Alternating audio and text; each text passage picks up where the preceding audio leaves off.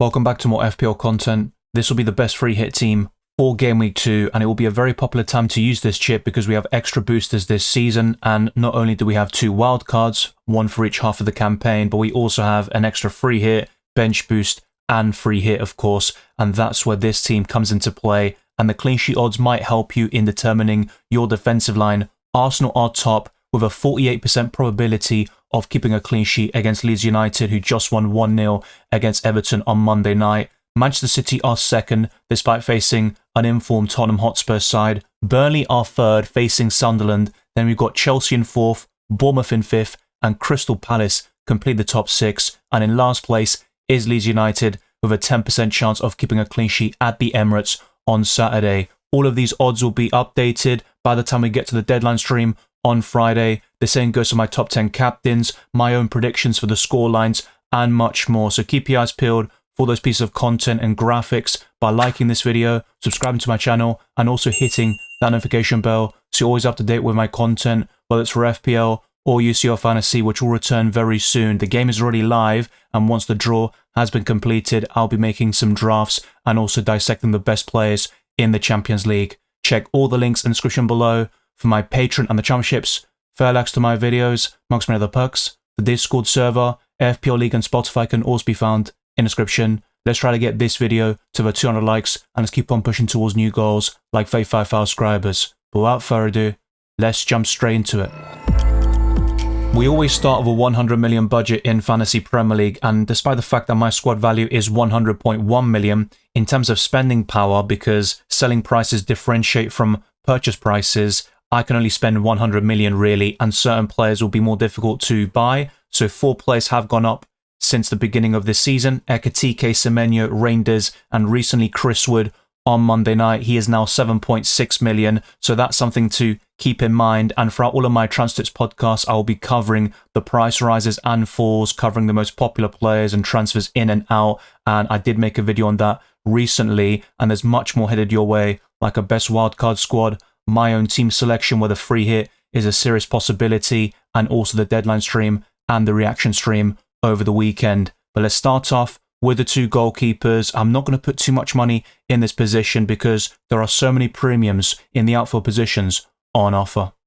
Despite conceding 4 goals in the Premier League opener against Liverpool, Petrovic is going to be ranked highly amongst all goalkeepers in Game Week 2 because Bournemouth are 5th in the clean sheet odds, as I showed you in the introduction of this video, and Petrovic is also a decent goalkeeper in FPL terms at 4.5 million, and Bournemouth have good long-term fixtures, but with a free hit, it only lasts for 1 game week, unlike the wildcard, which enforces permanent changes. So this is specifically designed for the upcoming deadline, and that's about it. Your team will then revert back to how it was beforehand, and all of this is covered in my key changes to FPL podcasts. So Petrovic will be the main goalkeeper, and the backup is Martin Dubravka, who conceded 3 goals against Tottenham Hotspur in Game Week 1. And despite facing Sunderland at home, I think a lot of people will gravitate towards the Black Cats in that matchup, and Dubravka will be a popular choice as your backup, but he won't be starting in many FPL teams. But I wouldn't discount Burnley just yet, and at home, they can still cause a lot of problems to several teams, especially the likes of Leeds United and Sunderland as well. The best goalkeeper in isolation is David Raya facing Leeds at home, but you also want 3 Arsenal outfield players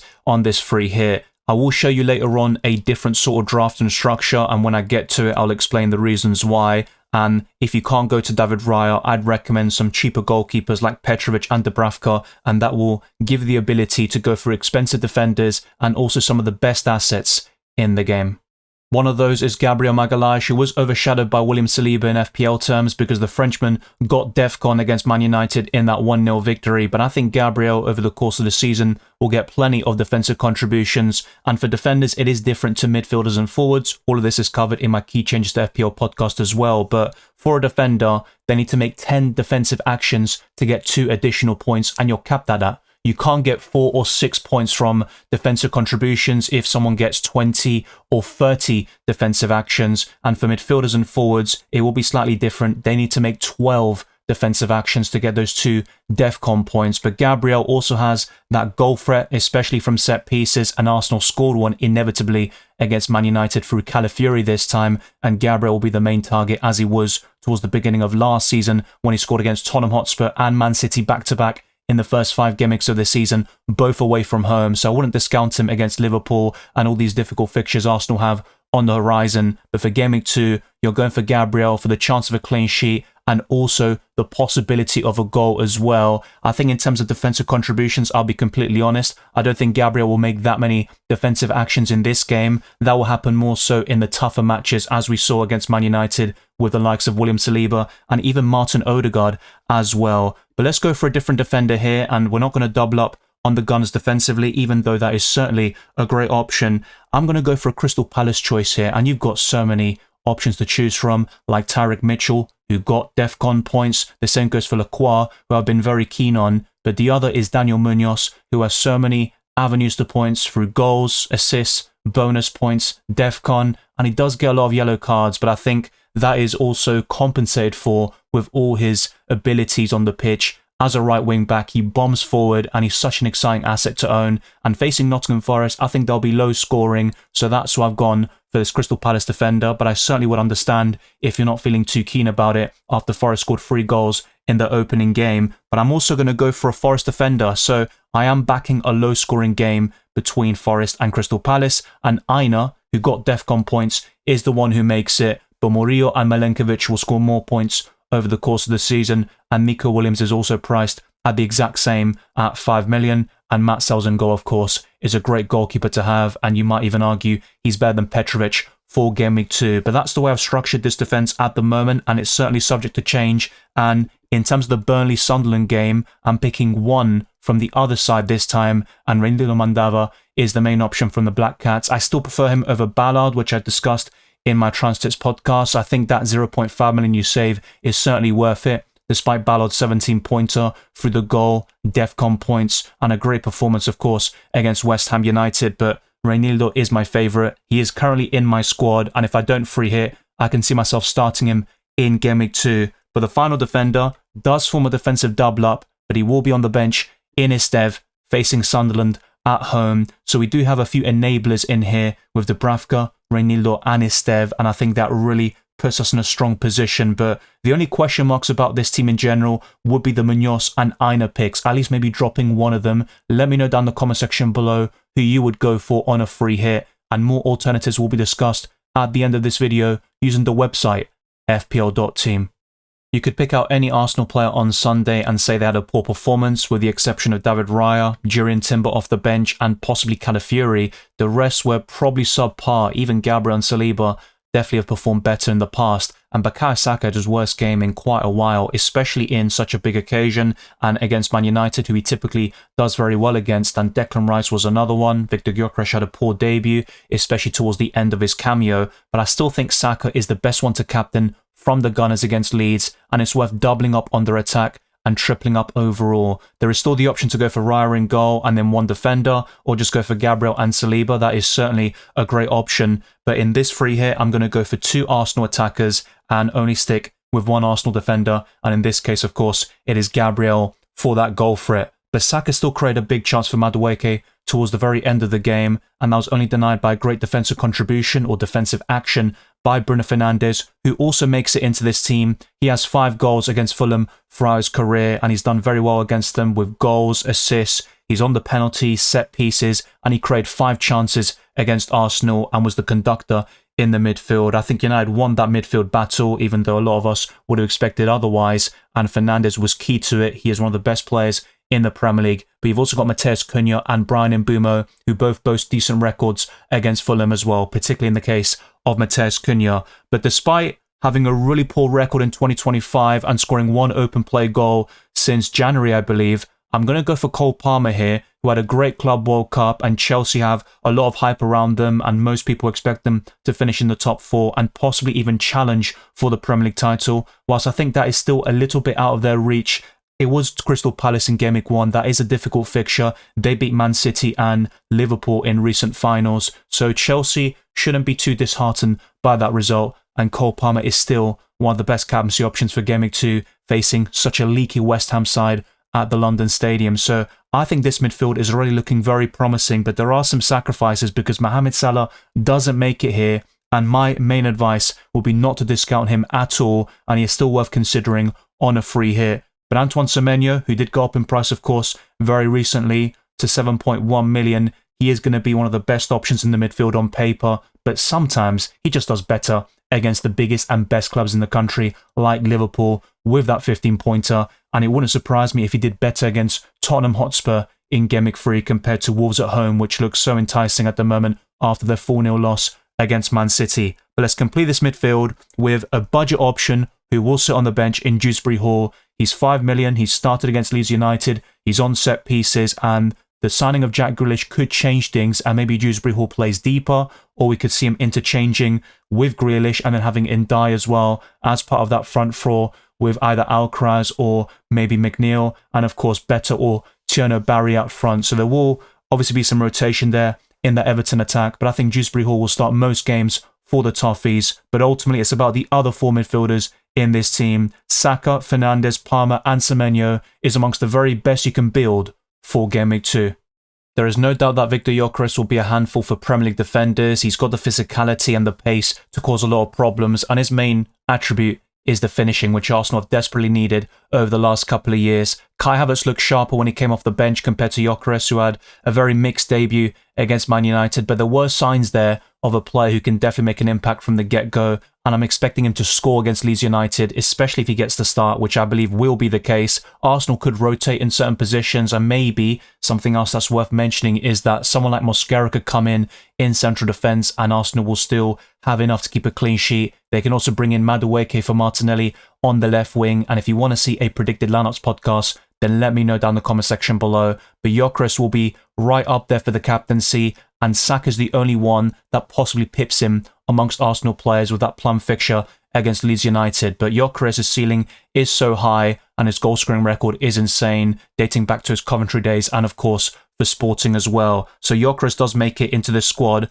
and a lot of people will say, should I sell Watkins to Gyökeres? Well, my advice is not to do so, and on a free hit, I'd go for both of them if possible, because Watkins has a brilliant record against Brentford with 6 goals and 2 assists in 7 Premier League matches, and that was against decent Brentford sides. I think this one looks much shakier with Keith Andrews at the helm instead of Thomas Frank. They lost their club captain Christian Norgard. Brian Mbeumo is a massive loss with those 20 Premier League goals last season, and Visser is another one who is on the verge of leaving the club, and things have turned sour there. But Ollie Watkins and Rodgers are amongst the best options on a free hit. You might even consider displacing Semenyo with Rodgers, or going for 5 midfielders in this case. So there are different ways of playing the free hit in Game Week 2, and not one set way. The final forward is João Pedro, who has never scored against West Ham in his career, and his Premier League debut for Chelsea was quite poor against Crystal Palace, but he did extremely well in the Club World Cup. He looked sharp in pre-season, and I think he'll get plenty of goals for the Blues this time round.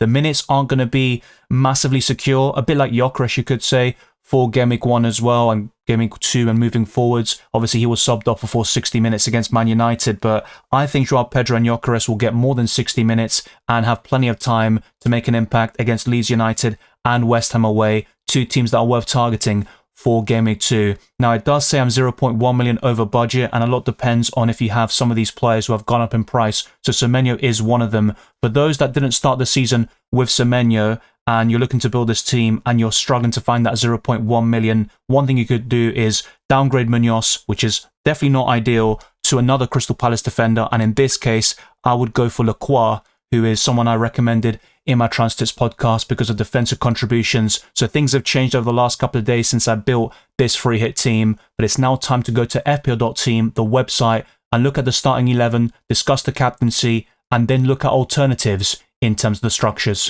The lineup would consist of Petrovic in goal facing Wolves at home, a back three of Gabriel, Lacroix, and Aina, so 2 of those defenders would face each other, and Gabriel has that plum home fixture against Leeds United. Saka, Bruno Fernandes, Palmer and Semenyo also looks enticing. 2 of them are away from home, but they have appealing fixtures, and Fernandes has done it in the past against Fulham on multiple occasions. Saka will be one of the prime candidates for the captaincy alongside Salah, Palmer and Erling Haaland, and up front, Gyökeres, Watkins and João Pedro, who could all be considered for the captaincy, especially the first 2.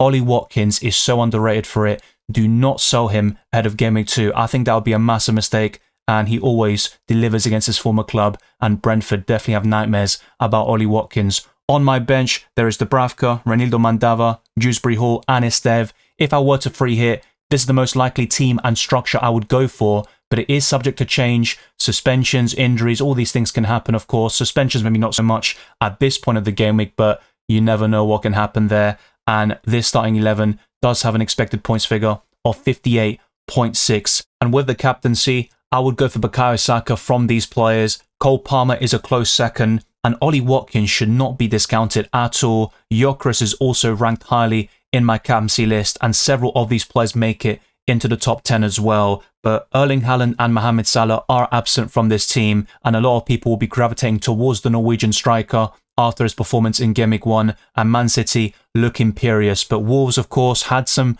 chances there to cause some issues, and they should have scored a goal. Man City are one of my favourites to win the Premier League title. In fact, even a few months ago, I was having them as the Premier League favourites. That was with the assumption that Rodri would be in the mix. He is out for the next month or so, but they have such a stacked squad. We all know this. And in terms of FPL, Haaland, Reinders, and Aït-Nouri are definitely the standouts, and I'm including Erling Haaland in this other structure, and Raya would be the main goalkeeper, with Cucurella, Lacroix, and Nico Williams or Aina as the defensive line. Saka, Cunha, Adingra, and Mitoma looks entirely different actually to the other midfield I showed you. So Cunha versus Fernandes is quite similar. Saka remains the same, but the other two are definitely much puntier on the free hit, but it enables you to go for Gyökeres, Haaland, and Ollie Watkins up front. That is the best front three you can build for Game Week 2. There is no shadow of a doubt about that, but of course Salah does miss out, and the same goes for Cole Palmer. You'd certainly want a Chelsea attacker against West Ham